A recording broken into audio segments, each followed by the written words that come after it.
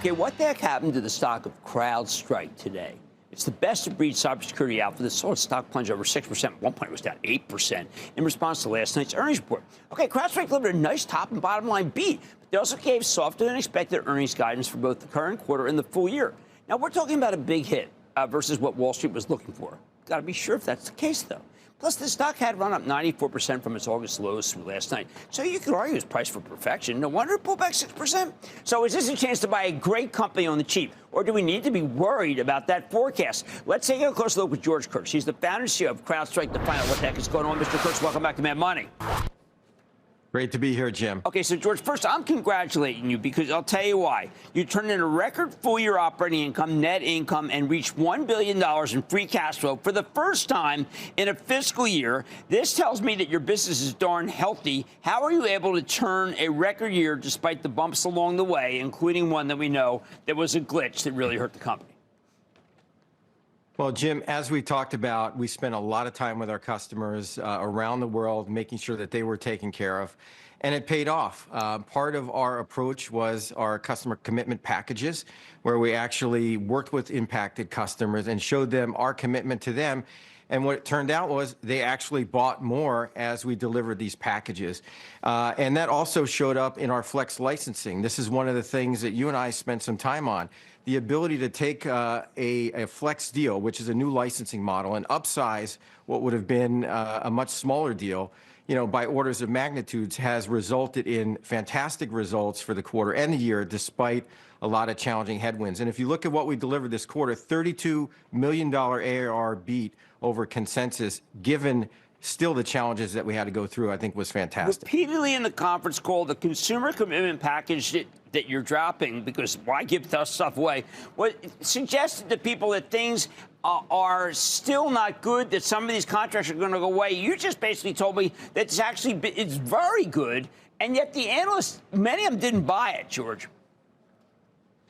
Yeah, well, I think what's important to realize is that the customer commitment packages were designed to burn off at the back half of the year. So what that means is we could seed the platform modules with our customers now, knowing that those dollars that we're giving them, essentially we're giving them dollars in a pool that they can use for modules, will essentially be used by the time we get to the back half of the year. And that's why we're confident in the reacceleration of net new ARR. So from our standpoint, we're able to seed great products, and we know they're extremely sticky, and customers are going to most likely 95% or more chance they're going to renew, which I think is a good thing. Okay, I want to make it clear where I come out on this, because this question is going to make you think that I am not positive. We bought stock today for the trust. Why did we do that? Because we think there's going to be accelerated second half. My view tended to be what I would say viewed with skepticism by the call. So I'm going to read George's summary of what I thought a lot of the analysts who didn't take to the stock said. Analysts saying near-term free cash flow uncertainty, huge slowing in ARR, worse than expected operating income, guidance that was much lower than what people expected. These are the bill of particulars, George, that I read through that chilled me. That chilled me, and yet even there wasn't a single one of those questions that wasn't parried correctly. I want you to parry them here. Well, let's start at the top line. Again, we had a big beat in net new ARR. When we talk about the growth for next year, we're still 20% growth overall at scale, and we're still dealing with some of the the headwinds in the first part of the year. You look at our free cash flow guidance. We're exiting the year at 27%. We haven't changed our long-term models of $10 billion. So when you put all those together and you look at the health of the business, one of the metrics, Jim, that we gave out for the first time is our total contract value. $6 billion in a year, which is phenomenal at a 40% growth rate. What does that mean? It means that the flex licensing is working, and we have visibility into the back half of the year where we'll see that acceleration. By the way, look at some of the new products. The newer products in the category, the three that we talk about, Identity, Cloud, and Next-Gen SIEM, up 50% to $1.3 billion. So that's what gives me confidence in the back half of the year. Now, let's talk about demand. There are a lot of people who didn't on the call, and I'm sorry to reference the call so much, but it was I didn't like the way the call went. It just didn't seem right to me. We've got nation-state threats that should have been, I think, the focus of the call. I want to know how in danger we are, how in danger companies are, and how ridiculous it is to think that maybe if we even have some sort of peace, pacem in terris with Russia, believe me, that's not going to stop things.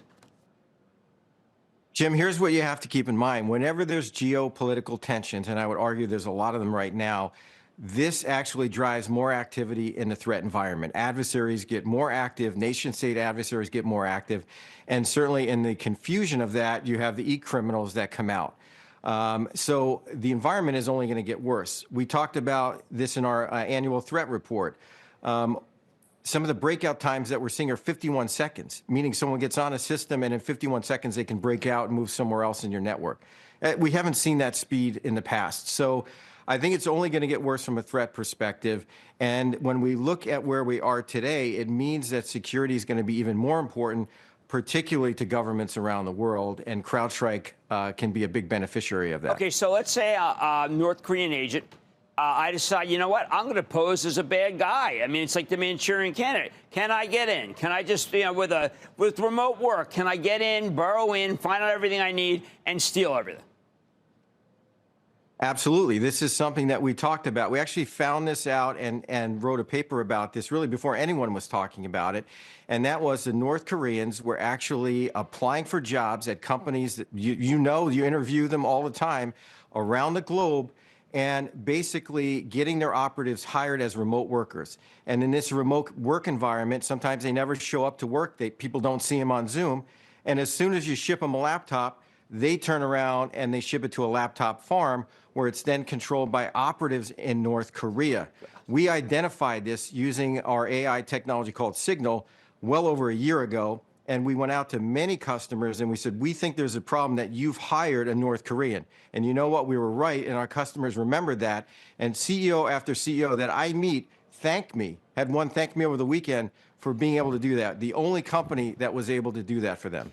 All right. Well, George, to me, it seems like another problem that I'm really worried about. Everyone's so excited about agentics. They're all excited about these agents. They think it's all great. I think they're easy to crack. I think you could easily get into one of these agents. You could really wreck everything.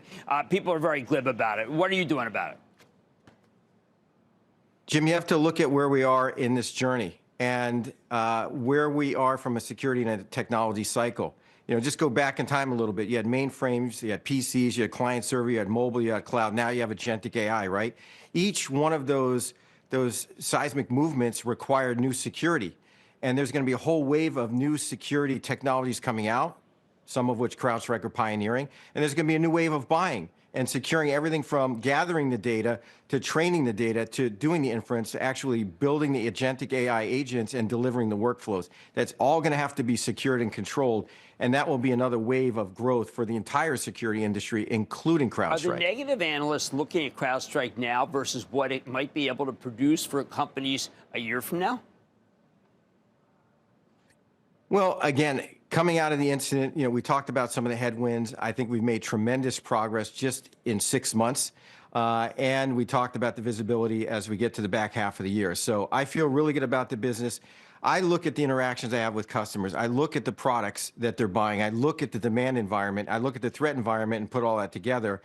And I'm encouraged. I'm probably more excited than I have now ever been because the demand is there. And you see a lot of these legacy technologies and a lot of companies that have been bought and sold, and we're in the perfect spot to continue our march towards 10 billion. Well, let's leave it right there. I think that is the correct view. Obviously, it's George's view. It's also my view. As we told all club members in the Charitable Trust CBC Investing Club, this is the right version of what's happening. That's George Kurtz, founder and CEO of CrowdStrike.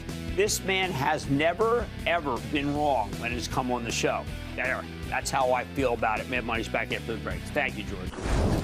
Don't miss a second of Mad Money. Follow @Jim Cramer on X. Have a question? Tweet Cramer. #MadMentions. Send Jim an email to madmoney@cnbc.com or give us a call at 1-800-743-CNBC. Miss something? Head to madmoney.cnbc.com.